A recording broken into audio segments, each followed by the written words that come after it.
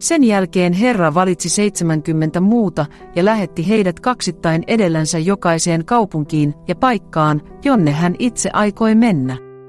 Ja hän sanoi heille: eloa on paljon, mutta työmiehiä vähän. Rukoilkaa siis elon Herraa, että hän lähettäisi työmiehiä elonkorjuuseensa. Menkää. Katso, minä lähetän teidät niin kuin lampaat susien keskelle. Älkää ottako mukaanne rahakukkaroa, älkää laukkua, älkää kenkiä, älkääkä tervehtikö ketään tiellä. Kun tulette johonkin taloon, niin sanokaa ensiksi: rauha tälle talolle. Ja jos siellä on rauhan lapsi, niin teidän rauhanne on lepäävä hänen päällänsä. Mutta jos ei ole, niin se palajaa teille. Ja olkaa siinä talossa ja syökää ja juokaa, mitä heillä on tarjota, sillä työmies on palkkansa ansainnut.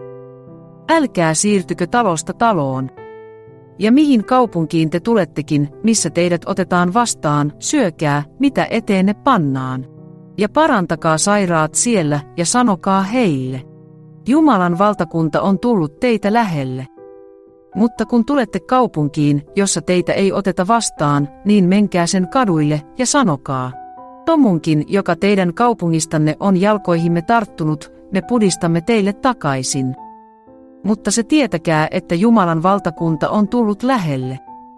Minä sanon teille: Sodoman on oleva sinä päivänä helpompi kuin sen kaupungin.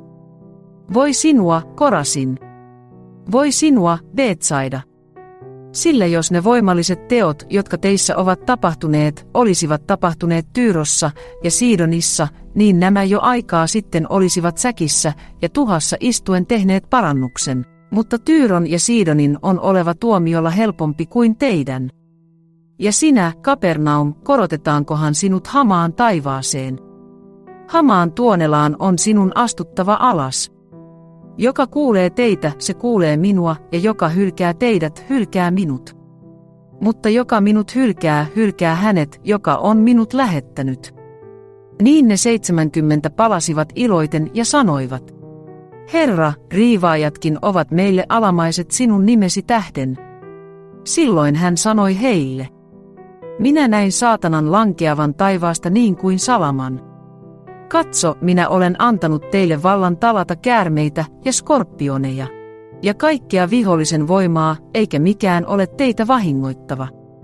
Älkää kuitenkaan siitä iloitko, että henget ovat teille alamaiset, vaan iloitkaa siitä, että teidän nimenne ovat kirjoitettuina taivaissa.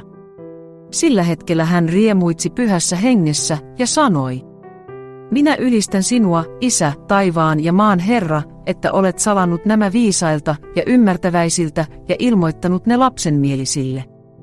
Niin, Isä, sillä näin on sinulle hyväksi näkynyt. Kaikki on minun isäni antanut minun haltuuni, eikä kukaan muu tunne, kuka poika on, kuin isä. Eikä kukaan muu tunne, kuka isä on, kuin poika ja se, kenelle poika tahtoo hänet ilmoittaa.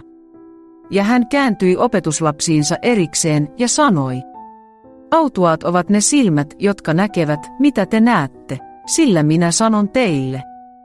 Monet profeetat ja kuninkaat ovat tahtoneet nähdä, mitä te näette, eivätkä ole nähneet, ja kuulla, mitä te kuulette, eivätkä ole kuulleet. Ja katso, eräs lainoppinut nousi ja kysyi kiusaten häntä: opettaja, mitä minun pitää tekemän, että minä iankaikkisen elämän perisin? Niin hän sanoi hänelle: mitä laissa on kirjoitettuna? Kuinkas luet?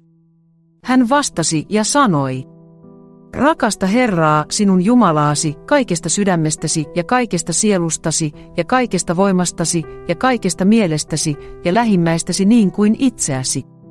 Hän sanoi hänelle: oikein vastasit. Tee se, niin sinä saat elää. Mutta hän tahtoi näyttää olevansa vanhurskas ja sanoi Jeesukselle: kuka sitten on minun lähimmäiseni? Jeesus vastasi ja sanoi: eräs mies vaelsi Jerusalemista alas Jerikoon, ja joutui ryövärien käsiin, jotka riisuivat hänet alasti ja löivät haavoille ja menivät pois jättäen hänet puolikuolleeksi. Niin vaelsi sattumalta eräs pappi sitä tietä ja näki hänet ja meni ohitse. Samoin leeviläinenkin. Kun hän tuli sille paikalle ja näki hänet, meni hän ohitse. Mutta kun eräs samarialainen, joka matkusti sitä tietä, tuli hänen kohdalleen ja näki hänet, niin hän armahti häntä.